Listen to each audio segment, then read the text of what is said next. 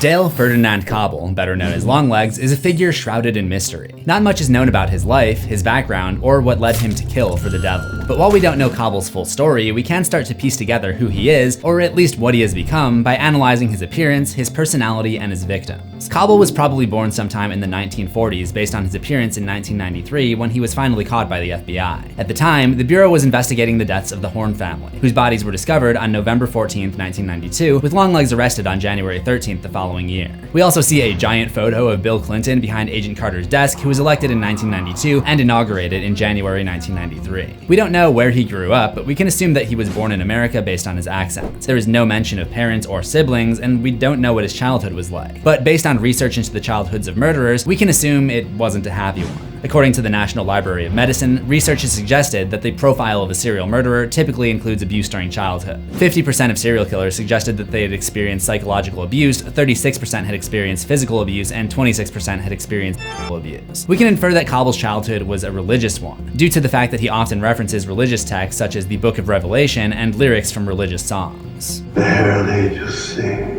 It is perhaps through this belief in angels and demons that in early 1966, Dale Kobble made a deal with the devil. This is also known as a Faustian bargain, named after the literary legend Faust, a man who made a deal with the devil at a crossroads, exchanging his soul for unlimited knowledge and worldly pleasures. But we'll come back to him later in this episode. Although we don't know what Kobble asked for in return for his soul, we do know that the devil demanded his service. Kobble was tasked with forcing his victims into an impossible choice: submit to the devil's influence or resist and destroy yourself. This began Dale Kobble's service to the devil, leading to 3 decades of serial murders and him adopting the name Longlegs. Kobble sought comfort through music, especially through the lyrics of Mark Bolan, the lead singer of the British rock band T-Rex. He learned to play electric guitar, perhaps harboring dreams of becoming a rock star himself. I mean, he's got the voice for it. Daddy! Mommy! Unmake me! And save me from the hell of living! During the early 1970s, he became inspired by the glamrock scene from England that was led by artists such as T-Rex, David Bowie, Roxy Music, and Rod Stewart. Longlegs built his look around the music legends that he looked up to, with big hair, heavy makeup, and flamboyant clothing. But his pursuit to stay young led to botched facial plastic surgery that he then covered up with white makeup, resulting in an almost doll-like face, stripping him of human warmth, but supplying us with a lot of memes.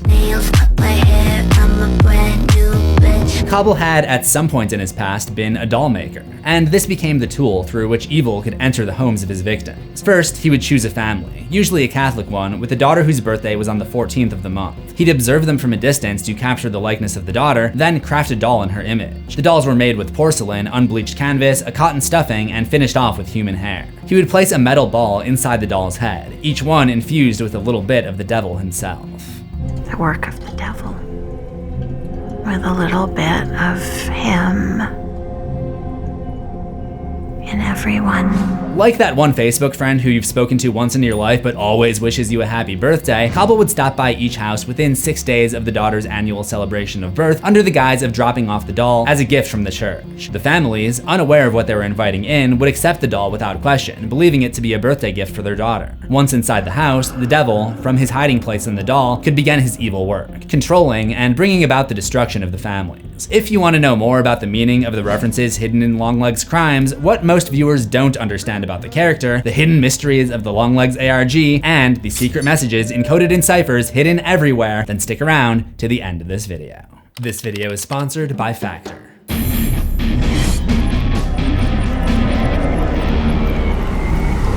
Welcome to Horror History, and happy birthday! Yes, you. It's your birthday, isn't it? Dale Kobble, also known as Longlegs, is the titular character and main antagonist of Osgood Perkins' Longlegs. The film centers around FBI agent Lee Harker as she tries to navigate her way through a case of murders at the hands of a serial killer. According to Perkins, the idea for the central character was born from his own experiences as a father. The idea that there was this kind of shabby birthday clown, birthday performer type. As a parent, I've seen a lot of these people come and go through my life at my kids' birthdays. effects. Taking inspiration from horror classics like Jaws and Alien, Perkins kept his killer hidden for most of the film. But for the writer-director, it was important for audiences to see Longlegs as a human, not a monster. He wasn't someone who set out to kill or enjoy the mayhem he created. Perkins stated in an interview that when Longlegs eventually gives himself up, in a nod to CZsWorld, the final full reveal of his appearance is important. He's as shabby and shitty and ugly and pathetic as possible, and that was just meant to make him a human being, just a person, not a monster. For actor Nick Cage, he wanted to bring a level of vulnerability to the character, even turning to classic horror for inspiration. What I liked about Lon Chaney's monsters is that they always had a heart, and I always felt bad for them. But Longlegs is not just a movie, it's an alternate reality that exists across multiple mediums, with fans working together across Reddit, X, Twitter, and Instagram to solve the marketing puzzles as they unfolded. The marketing campaign was as eerie and intricate as the film itself, blurring the line between fiction and reality. It began with a cryptic ad run in the Seattle Times on June 14th, 2024. The ad was a coded message written in Longlegs cipher. Once movie fans noticed that it was a cipher, they began decoding the alphabet, and what they found was kind of disturbing. Spring cleaning isn't just about decluttering your home and organizing the bones of your victims. It's about getting rid of the junk. And that includes getting rid of the junk from your diet. And that is easier than ever with today's sponsor, Factor. Factor delivers fresh, never frozen, dietitian-approved meals straight to your door, cutting out the hassle of grocery shopping, chopping, and cleanup. And as anyone who's ever been trapped in your basement knows, you're already doing enough chopping and cleanup. With over 34 weekly options including Protein Plus, Calorie Smart, Keto, and vegan meals, you'll have everything you need to refresh your eating habits this season.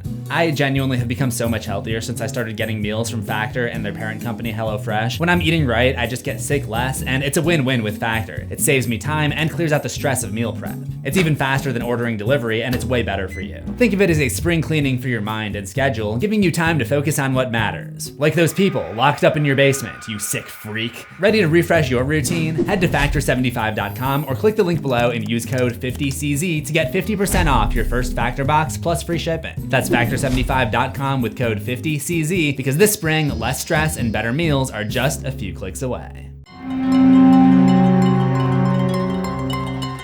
Once the Seattle Times ad was decoded, it read, "Little angel, little star. There she is, the birthday girl. Downstairs at your door, hark the herald angel. It only gets better from here. Remember to forget. The dirty red work of destruction. I would not hurt a fly. Dirty and sweet my girl, backwards scratch my eye. Such a black revelation, killing for sweet relief. Crowns and horns, his kingdom. Off with every head, up from every hole. Everyone is dead. I am the traveling monster. Everyone bleeds the same colors. Behold, 6 is the number. Behold, pink is the letter." This message is filled with clues to the film and the man himself. For example, downstairs at your door is in reference to the man downstairs, a name used for both Longlegs and the devil. Hark the herald angel is how Longlegs refers to the protagonist, Lee Harker, and dirty red work is in reference to the crimson in the clover, a phrase Longlegs uses to describe the choices victims are given. Dirty and sweet is a lyric from the T-Rex song Get It On, Bang a Gong, whose lyrics also mention a hydra, a Greek mythological creature referenced throughout Longlegs. Crown and horns his kingdom is referencing the beast from Revelation, another religious phrase that appears throughout the film. Off with every head ties back to the hydra and how if one head is cut off, then another will appear, a metaphor for unstoppable evil. Behold, 6 is the number the number of the beast, 666, again tying back to Revelation, and behold, pink is the letter is describing the pink envelope left by Longlegs at each of his crime scenes, containing his coded message. In July 2024, the distribution company Neon began releasing teaser trailers on YouTube. The teasers, under names such as We've Been Waiting for Her, Dirty, Sweet, and You've Got the Teeth of a Hydra Upon You, all contained more of the cryptic cipher. The repeated references to the lyrics of T-Rex also suggested that Longlegs was a fan of the band, or at least that their lyrics were an influence on him. Later that same month, billboards appeared around LA with a phone number on them. There was no other information. Those who called heard a pre-recorded message from Nicolas Cage as his Longlegs character. There she is. What's your name? Little angel. Nice to meet you. I'll be waiting. It wasn't long before the public took to social media reacting to the scary nature of the messages. As more fans became involved in the clever marketing campaign, a clue was discovered in the cryptic Seattle Times ad that led to the discovery of the in-universe website, The Birthday Murders, a grim site looking like a relic of the 90s and cataloging the fictional murder cases across multiple decades, listing the victims' birthdays, causes of death, and items found at the crime scenes, including coded cipher messages. Fans exploring the website discovered encrypted zip files buried within. Each required a password and could only be obtained through decoding ciphers hidden throughout without the ARG. One member on Reddit deciphered the files to and, but, death, die, escape, jewel A, long, revelation, the fifth trumpet, them, they, to, will. The website also included a recording of Longlegs singing the lyrics, "Mr. Downstairs at your door." Meanwhile, an account under the name Mr. Downstairs began posting coded reviews and comments on Letterboxd. The successful marketing campaign for Longlegs didn't just promote the film, it immersed people in Longlegs' world long before the movie was even released. With the experience built on codes, hidden messages, mystery, and deception, it's not hard to see the parallel between the real-life events and those within the film. Dale Kobble's prolific crimes in the name of the devil span 3 decades and 32 victims. His coded messages baffled law enforcement for 30 years, and his legacy spread fear and chaos throughout the state of Oregon. But to learn more about the man behind the code, we need to take it back to 1966, where he carefully chose the location of his first strike.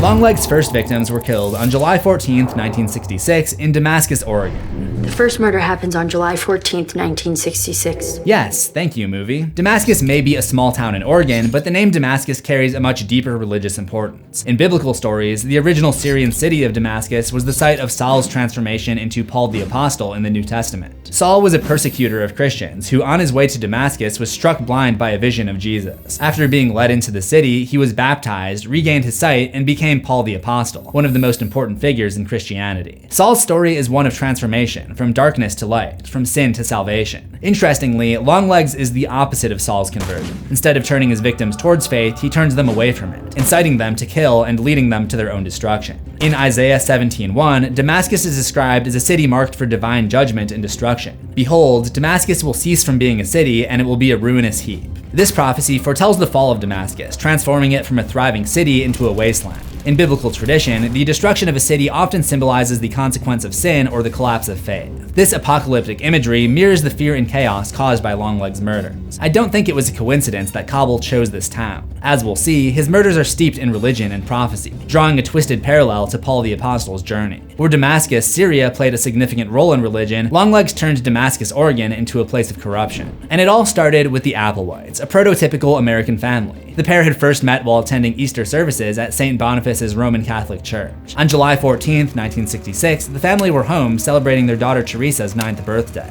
At some point during the day, Longlegs arrived at the house with a doll made in her likeness, claiming it was a gift from the church. Not questioning it, they took the doll into the house, and once opened, the devil hiding within the doll began to affect the parents. Throughout history, dolls and effigies have been used in rituals, magic, and spiritual practices as a way to control, influence, or harm others from a distance. In West African and Afro-Caribbean traditions, voodoo dolls, known as poppets in European folk magic, are used in sympathetic magic, the belief that a representation of a person can be manipulated to affect them in reality. This idea of sympathetic magic was a direct influence for director Osgood Perkins, who cited James George Fraser's The Golden Bough as an inspiration for the use of the dolls. Perkins said, "If you want to inflict power on someone, you make a doll of them and you poke it. If you want to bring down a regime, you make an effigy of a politician and you burn it in the streets." Longlegs dolls operate in the same way. Once the doll is in place, the father's fate is sealed. His will be overridden and his actions will be controlled by something demonic. Harland Applewhite, under the influence of the devil, stabbed his wife Patricia 20 times and severed her jugular with an 8-inch carving knife. He killed Teresa, removing her organs post-mortem. Harland then took a 12-gauge shotgun into the kitchen and himself. Longlegs left the Applewhites without leaving a trace of entry to the property or any DNA, because he never actually went inside. The only thing he did leave was a handwritten coded message in a 9th birthday card, signed Longlegs, which was attached to the fridge door in a pink envelope. With no other suspects in the mix, the deaths were ruled a murder. The Applewhite family were the first recorded victims of Longlegs, marking the beginning of a structured pattern that would unfold over decades, with each one offering a more insight into unraveling the meaning behind his bizarre crimes.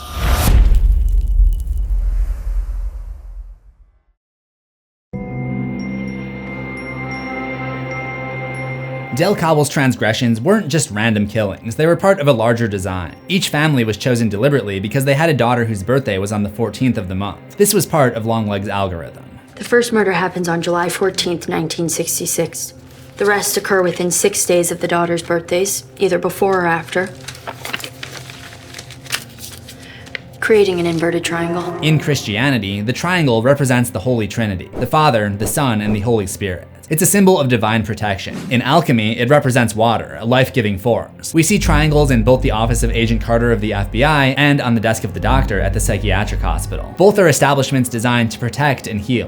When inverted, the triangle takes on an entirely different meaning. The inverted triangle is a symbol long associated with the occult and satanic rituals. Numbers have also played a significant part in religion, rituals, and occult practices. They often appear in works of literature that explore humanity's connection to the divine and demonic, some of which are referenced in Longlegs. In one such piece of literature, Dante's The Divine Comedy, a fictional Dante is led through the 9 circles of hell. Each circle represents a progressively worse sin or moral failure, resulting in an inverted triangle. Another well-known novel exploring these themes is Peter Ackroyd's Hawksmoor, where 18th century architect Nicholas Dyer constructs churches in London, secretly embedding occult symbols and numerical satanic patterns. The churches are used for human sacrifice rituals. This was probably an inspiration for Longlegs' use of ritualistic patterns based on numbers. In A Guide to the 9 Circles of Hell, a fictional book that only exists in the movie, we see a chapter on occult symbols from the 17th century to the present day. We see an inverted triangle labeled with 3 6s, the number associated with Satan in the Book of Revelation in the Christian Bible. The second image is the sigil of Lucifer, a symbol found in the 18th century grimoire Grimorium Virum, used in rituals meant to invoke the devil. Both of these images contain an inverted triangle, so it's obvious why Longlegs based his algorithm around this shape. It's 'cause he's a lesbian. Like all the families who Longlegs went after, the Applewhites were deeply religious, devoted in their faith, and completely unaware that they had been chosen for something far more sinister. But the name Applewhite may carry a darker significance. In Christianity, the apple is often associated with original sin, temptation, and the fall of man. Although the Book of Genesis never actually uses the word apple, it's only referred to as the fruit in the Tree of Knowledge, we all know it was an apple. Kind of like how we know Dracula sleeps in a coffin, despite the novel never actually using the word coffin. The idea of the forbidden fruit being an apple came much later, influenced by art such as Albrecht Dürer's 1504 engraving titled Adam and Eve, and literature such as John Milton's Paradise Lost. In Latin, the word for apple, malum, is almost identical to the Latin word malum, meaning evil. So by the Middle Ages, the apple had become the ultimate symbol of temptation and sin. As it is for me whenever I walk past those caramel apple candies on sale around Halloween time. The story of Eve and the serpent is one of deception and false choice. The serpent does not force Eve to take the fruit, he tempts her, presenting it as an opportunity. Yet, the moment she takes the bite, her fate is sealed.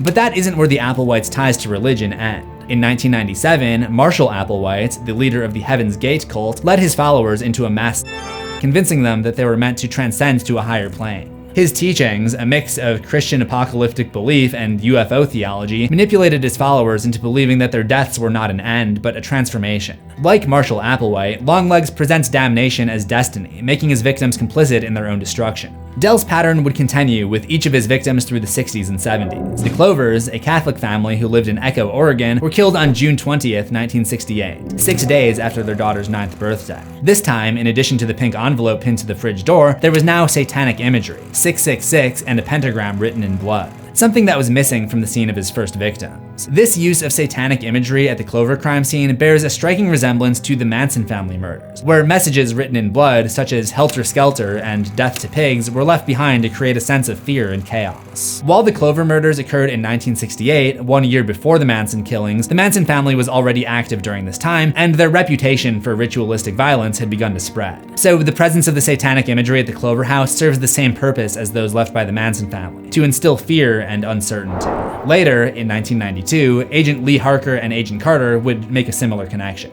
Wow, that reads like a page out of Manson. Manson had accomplices. His family. You think Longlegs has help? After the Clovers, there was the Pendergast family from Sisters, Oregon, who were killed in the evening of August 9th, 1969, 5 days before their daughter's 9th birthday. They were followed 8 months later by the Wormwood family, who were also massacred 4 days after their daughter's 9th birthday on April 18th, 1970. This time, the family's bodies were discovered by the father's brother, Lester. The devil doesn't just want to take lives, he wants to shatter them, making sure that the pain doesn't end with just the victims. When police found the coded letter on the fridge, it reminded them of the Zodiac Killer. During December 1968 and October 1969, the Zodiac Killer had murdered 5 known victims in the San Francisco Bay Area. Zodiac taunted the police and the public by sending coded letters to regional newspapers. His messages, filled with coded ciphers and symbols, were designed to confuse and challenge authorities, much like the coded letters left behind by Longlegs. Longlegs. The Hesse family, another religious family from Oregon, were butchered on March 11th, 1971, 3 days before their daughter's 9th birthday. Along with Longlegs' coded message on the fridge, a 666 was etched into the back door and an inverted triangle carved into the front door. Interestingly, like the Applewhites, the Pendergasts, the Wormwoods, and the Hesse families all have names tied to religious imagery or history. There was a Catholic priest named Richard J. Pendergast and a bishop named John S. Pendergast, both figures tied to faith and religious leadership. Wormwood is in reference to the Wormwood star found in Revelation 8:11, which allegedly fell from the heavens and poisoned the waters, bringing about death. This is often interpreted as a judgment on humans. And Hesse is likely in reference to Hermann Hesse, a German-Swiss poet. Hesse was a lifelong seeker of true self or the soul, which he believed was hidden by the human body and the mind. I can't help but think of the silver ball and the devil's true self hidden in the body and mind of the dolls. And the next to receive one of these deadly dolls was the Engstrom family, who were killed on November 16th, 1973, exactly 3 days after their daughter Polly's 9th birthday. Polly was stabbed 40 times, double the amount of times that Patricia Applewhite was stabbed back in 1966. Due to the murders taking place in different counties, there was no communication between the various authorities and no connections were made between the families, which, uncoincidentally, was also the case for a while during the Zodiac investigation. Perhaps if there had been better communication among police departments, the crimes could have come to an end sooner. But the next family Longlegs would visit would change the trajectory of this investigation forever.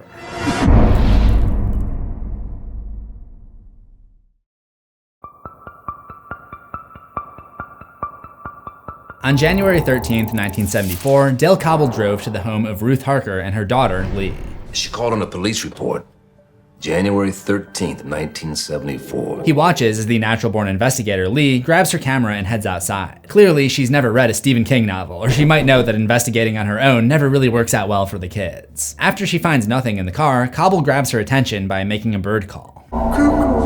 It's interesting that Longlegs chooses to make the sound of a cuckoo. Cuckoo birds are brood parasites, meaning that they invade the nests of other birds, laying their eggs among those of an unsuspecting host. The host bird doesn't recognize the foreign egg as a threat and nurtures it as if it were its own, unknowingly raising an imposter who pushes the rightful hatchlings out of the nest. This is also kind of exactly how Longlegs operates. He delivers the doll to a family under the guise of a harmless gift for the daughter. The family, believing it to be something innocent, takes it inside, never realizing that they've just welcomed evil into their home. The silver balls inside of the doll's head act as Longlegs' version of the cuckoo's egg. They contain the devil's essence, which turns the father against his own family, driven to carry out the destruction set in motion by Longlegs. Behind her house, Lee finds Kobble, who introduces himself. There she is. The almost birthday girl. Oh, but it seems I wore my long legs today. Longlegs then poses for a photo taken by Lee, just as the mom, Ruth Harker, comes out of the house, demanding to know who he is and why he's talking to her daughter. Let me in now, and it can be nice. Make me go now, and I have to come back. Not once, not twice, but as many times as I like. Yeah, okay, buddy. Eventually, he explained to the mother that he was dropping off an early birthday gift from the church.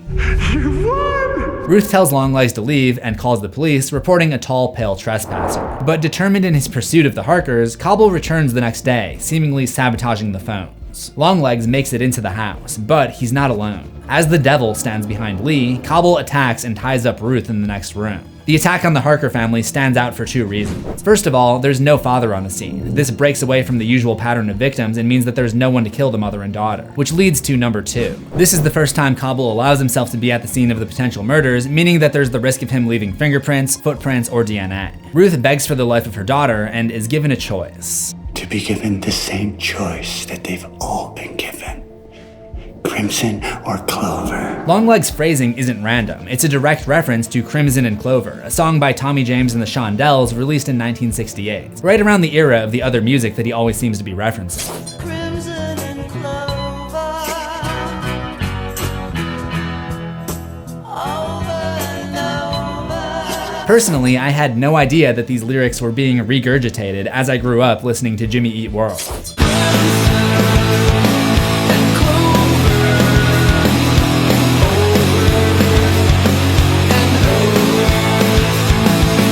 Longlegs would have loved Bleed American Man. While there's no concrete meaning, some interpret the lyrics as representing a deep passion, the crimson, and something more delicate and innocent, the clover, creating a contradictory image. For Longlegs, crimson or clover represents the devil's choice. Choose crimson and submit to the devil's will, or choose clover, reject him, and be destroyed. Also remember, the second family that he attacked was the Clover family. In exchange for sparing her daughter's life, Ruth would now have to help Longlegs in his work. This provided him with a new distance from the crimes. Ruth, dressed as a nun, would arrive at the house of the chosen family and offer the doll packaged in a brown box as a gift from the church and a "congratulations, you've won," the true marker of a good scam. Congratulations, you won. Really outing myself as a kid of the early 2000s in this episode, aren't I? The family, trusting the nice lady in a nun uniform, would invite her inside, and once the dolls were inside, the devil would get to work. Throughout history, stories of deals with the devil have often carried the same underlying deception, the illusion of choice. One of the most famous examples is the legend of Faust, a man who makes a deal with the devil in exchange for unlimited knowledge and worldly pleasure, all while believing that he's in control. What Faust fails to see is that his deal was never really a choice, it was a trap. No matter what he gained, his fate was already sealed, his soul already damned.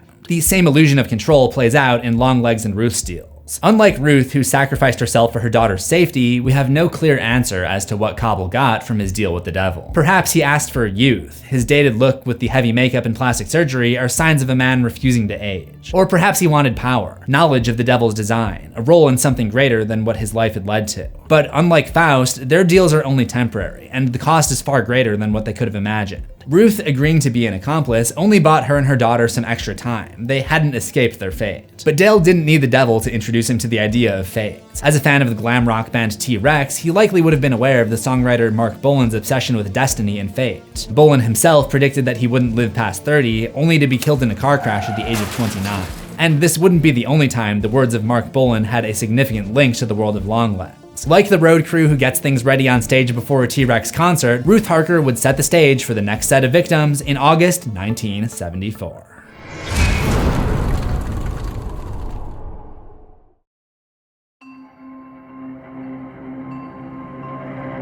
Longlegs' next targets were the Weir family, being killed on August 19, 1974, 5 days after their daughter's 9th birthday. According to the Birthday Murders website, there was a copy of the Golden Bough open at page 226 found at the scene of the crime. If we go to page 226 in that book, the text talks of the blurred line between a priest and a magician. One is a role of divine authority, and the other specializes in deception. Longlegs' role in the murders is one of deception, and like a magician, he has an air of showmanship about him. Also like a good magician, he has an assistant in Ruth. In spite of their successful termination of the Weir family, their next victims would once again mark a change in this pattern. The Camera family, with their 9-year-old daughter, Carrie, lived in a white farmhouse in Oregon. Longlegs crafted and prepared the doll in the image of Carrie.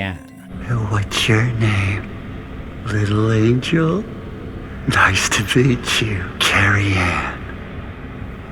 Now, I know you're not afraid of a little bit of dark. Because you are the dark. On March 8, 1975, Ruth visited the Camera farm, where Mrs. Camera happily accepted the Trojan horse doll and invited Ruth in. Once Carrie opened the doll, the effect on her parents was immediate. Mrs. Camera stabbed the doll made in her daughter's image multiple times, and Mr. Camera kills his own livestock, their priest, and his wife with an axe before taking out himself. But the daughter survived because she was at school when this all happened, but was later committed to the Water Rock Psychiatric Hospital, where she would stay until her death in 1993. After the Camera family murders in 1975, everything stopped. The trail went cold, and for 10 years, there was no record of killings or coded letters. The reason for this gap is unknown, but there may be an explanation found in religion. And yes, I was basically demoralized when I found out that this was yet another religious horror film masquerading as a supernatural crime thriller. Context, I pretty much crashed out 8 months ago when I was hit with one too many religious horrors, and there's a whole video about it. Longlegs' crimes have always been ritualistic in execution, a bidding of the devil himself. If these killings are part of a demonic pattern and ritual, then a failure to complete a sacrifice, such as letting Carrie Camera live, could break the flow, forcing a reset. The fact that the break lasted 10 years may not be random. In both biblical and occult traditions, the number 10 holds deep significance, appearing 242 times in the Bible. You got the 10 Commandments, the 10 Plagues of Egypt, the Parable of 10 Virgins, 10 Horns on the Devil. With all these top 10s, God was basically like the original Watch Mojo. The number 10 represents completeness, perfection, and divine order. It signifies a cycle completed. If Longlegs' murders follow a preordained ritual, then this decade-long gap could have been a necessary reset, a period of waiting before the cycle could resume.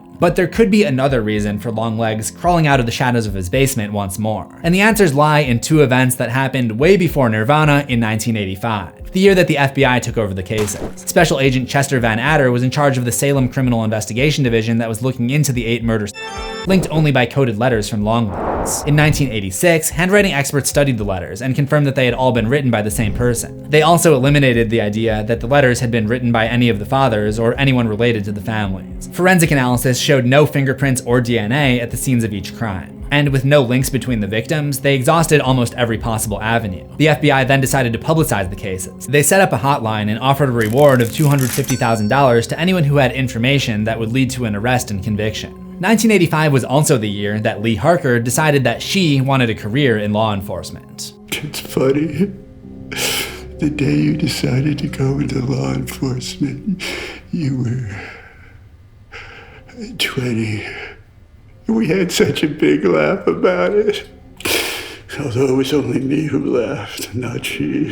If Longlegs' story is one about fate, then Lee Harker's role in it is impossible to ignore. In a world of patterns and preordained cycles, it's not hard to ask, was this timeline always meant to align? Did the devil pause his killings until Lee was in place, ready to play her role? If Ruth's deal was a temporary delay, then the return of the murders at the exact moment Lee steps onto this path suggests that her fate was, like her mother's, written long before she ever made a choice. After the 10-year hibernation, the Parsons family were murdered on September 10th, 1985, 4 days before their daughter's 9th birthday, followed by the Bannister family, killed October 17th, 1987, 3 days after their daughter's birthday, and the Gaddis family from Cherry Heights, Oregon, who were killed on February 12th, 1989. According to the Birthday Murders website, there was a change in MO after the 10-year gap. The fathers were now using different weapons on their families and against themselves. Agent Chester Van Adder theorized that Longlegs had grown bolder in his approach following his return to killing. There was another change to the formula for the Gaddis family. Their daughter was 13 years of age, not 9.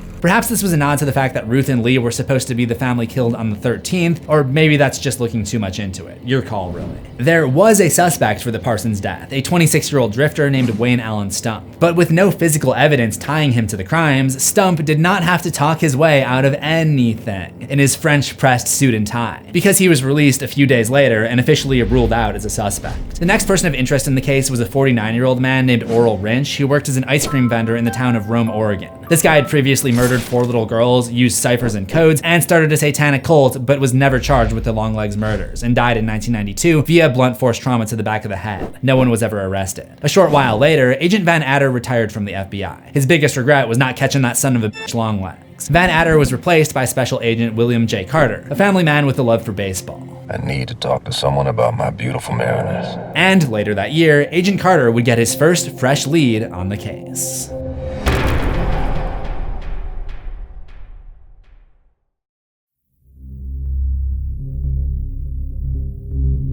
On November 10th, 1992, Ruth Harker dropped off the doll at the home of the Horn family, causing the father, Curtis Horn, to butcher his family and arrange them in the boiler room. The coded message left by Kobble was once again analyzed. A letter was left with the bodies, read in a coded alphabet and not in the hand of anyone in any way connected to the families. We've seen that Longlegs has historically chosen families with not only a daughter who has a birthday on the 14th, but also a name tied to religion. Horn is a word mentioned 112 times in the Christian Bible. In that religion, it's an important symbol. The Beast of Revelation, a creature in Christian mythology, has 7 heads and 10 horns, and is often interpreted as a representation of evil rising from chaos, an unstoppable, ever-growing force of destruction. But the horn also symbolizes power. Psalms describes the exalting of the horn, a moment of victory and a shift in the balance of power. The Horn family doesn't mark the end of Longlegs' reign, but it is kind of the beginning of the end. Perhaps rather than their name signifying the oncoming evil, they actually represent a shift in power between Kobble and the authorities. On December 15th, 1992, the father of an unknown family killed his wife and a 9-year-old daughter and placed them in the bed in the master bedroom before heading to the garage where he cut his own wrists and throat with a knife.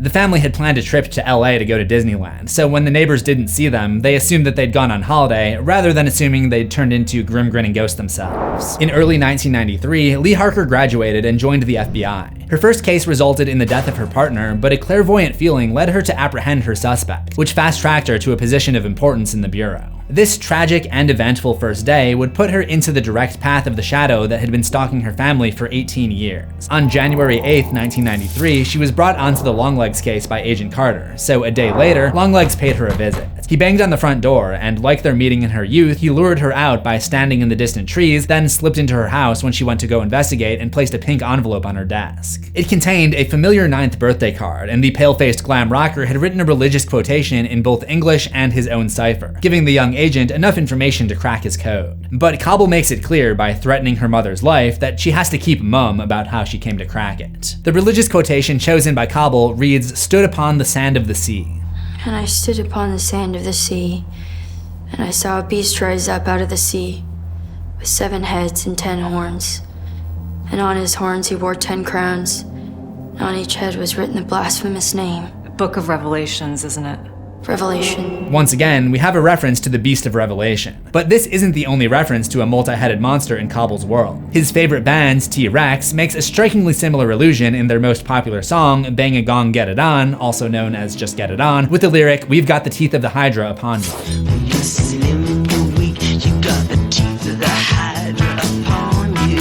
Which is also the name of one of the early teasers released by Neon. See, all of this random crap is coming together. I didn't just waste 40 of your minutes. The Hydra, a creature from Greek mythology, was feared because of its ability to regenerate. Whenever one of its heads was cut off, 2 more would grow in its place. Like the beast in Revelation, the Hydra represents a form of evil that cannot be destroyed. Both the religious and mythological references to multi-headed creatures reinforces the idea that evil is not something that can be defeated. If one version is stopped, another will take its place. The next day, January 10th, the FBI discovers the bodies of the unknown family who were killed back in December. This time, Longlegs' coded message was a taunt to the feds that, once decoded, read, "Down low, too slow." He knew they'd find these bodies. That's why he delivered the letter to Lee with the clue to his cipher the previous night. He was carefully guiding her. He wanted her to be ready for this crime scene above anyone else. He truly was one step ahead of the investigation, orchestrating everything. On January 11th, he visited Water Rock Psychiatric Hospital to pay a visit to Carrie Camera, and decided to have a little fun, signing in under the name Lee Harker. Carrie had been in a catatonic state for the last 18 years, but recently snapped out of it when agents had discovered the doll in her likeness and removed the silver ball. It's unclear what exactly Kobble said to her during his visit, but we can take an educated guess. And boy, I just want to do whatever so he says me to do. Like if he told me to take a jumpy out a window, I'd surely do. On January 12th, Longlegs heads out to a local hardware store for earplugs and this jar, which I can only assume contains the parts that he uses for making his dolls. What day is your birthday, little angel? Daddy! That gross guy is back again! True. He heads back to Harker's basement and sets the mood for a little light reading of the Golden Bough, but something, which almost looks like the outline of Satan himself, distracts his focus. We also see Kobble his finished work on a new doll. At some point, he had discovered his next family, and this time he intended to strike on the 13th, a day still missing in his triangle. What about the 13th? It's missing. To add even more perversion to his crime, he's chosen the family of William Carter, the agent investigating him since 1989. His daughter's birthday is none other than January 14th.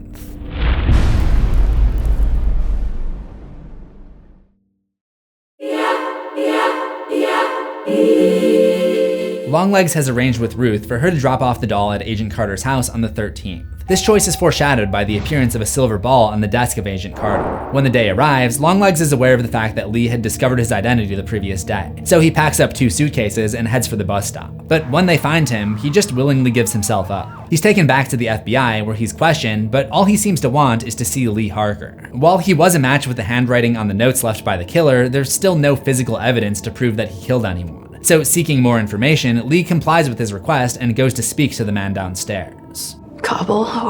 Where is he now? He's downstairs. Right under your feet. With his usual cryptic wordplay, he explains how he gets inside the victims' houses through a riddle about a woman dressed as a nun. He doesn't tell Lee outright that the accomplice is her mom, but he gives her just enough information to mess with the young agent's head. Why don't you ask your mommy? Tired of his performance and not wanting to let him control the conversation, Lee tells Kobble that his work is done and he'll spend the rest of his life in prison. But I won't only be in here. I'll be a little bit of everywhere, waiting. In the wings Lee believes that they have him right where they want him, but just as always, Longlegs is one step ahead of them. And with a final flourish, Hail Satan. Longlegs may now be dead, but his legacy of evil still remains. Just before his death, he told Lee, "I'll let you get started now." She doesn't realize it yet, but he wasn't talking about the case. He was talking about her and her role in the killings. Just like the Hydra from Greek mythology, when one head is cut off, another grows in its place. Longlegs was only ever a piece of something much larger, and now Lee has been pulled into it. Despite his theatrical and monstrous appearance, Longlegs was just a man who loved music and the idols of the glam rock scene. A man who, perhaps through tragedy or desperation, reached out to the devil. But when the devil came, like his future victims, did he ever really have a choice, or was he simply stepping into a role that he was always meant to play?